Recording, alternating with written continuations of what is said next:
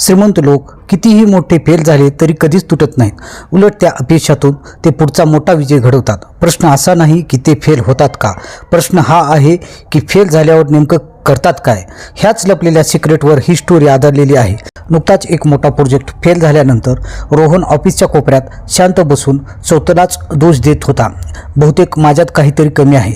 पण त्याच वेळी त्याला त्याचा मेंटर, मिलियनियर डॉलर बिझनेस उभा करणारे अरविंद सर म्हणाले, एक वाक्य आठव, श्रीमंत तेच बनतात ज्यांना फेलियरची भीती नसते, पण त्याचा उपयोग कसा करायचा ते माहीत असतं. त्या दिवसापासून रोहनने श्रीमंत लोक फेलियर कसा हँडल करतात हे अभ्यासायला सुरुवात केली.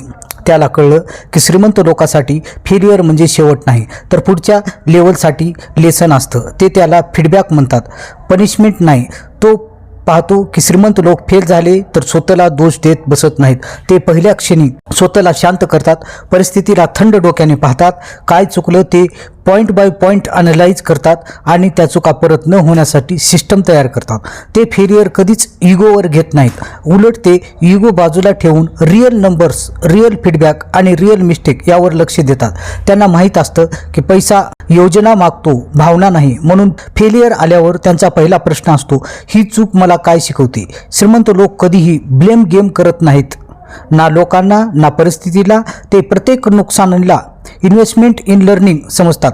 फेल झाल्यानंतर ते त्याच दिवशी नवीन प्लॅन तयार करतात, कारण त्यांना माहीत असतं की मुवमेंट तुटला की कॉन्फिडन्ससुद्धा तुटतो.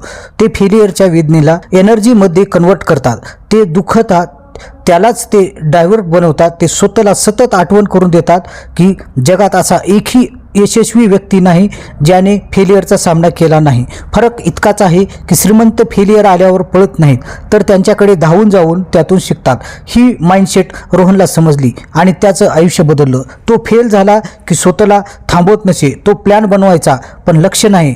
त्यानं आपल्या चुका लिहून ठेवल्या, सिस्टम सुधारली, पुढची स्ट्रॅटर्जी तयार केली आणि वापरून पाहत राहिला. काही महिन्यांनी तोच रोहन जो फेलियरमुळे घाबरायचा, आज आपला बिझनेस वाढवत होता. कारण त्याला कळलं होतं, श्रीमंत लोक फेलियर टाळत नाहीत, ते त्याच्यावर मास्टरकी मिळवतात. फेलियर हा अडथळा नाही, योग्य दृष्टिकोन असेल तर तोच तुमचा सर्वात मोठा शॉर्टकट असतो. शेवटी रोहनला कळलं की यश आणि अपयश यांच्यातील फरक कौशल्याचा नसतो, दृष्टिकोनाचा असतो. ज्यांना फेलियर घाबरत नाही तेच पुढे जाऊन आयुष्य बदलणारे निर्णय घेतात. श्रीमंत लोकांसारखं फेलियर हाताळायला शिकला की तुमची वाटचाल थांबत नाही, ती गती पकडते. कारण शेवटी जिंकतो तोच जो फेल होऊनही पुढच्या प्रयत्नासाठी उभा राहतो. मित्रांनो, तुम्हाला जर व्हिडिओ आवडला तर व्हिडिओला लाईक करा, चॅनलला सबस्क्राईब करा आणि व्हिडिओ शेअर करा. धन्यवाद.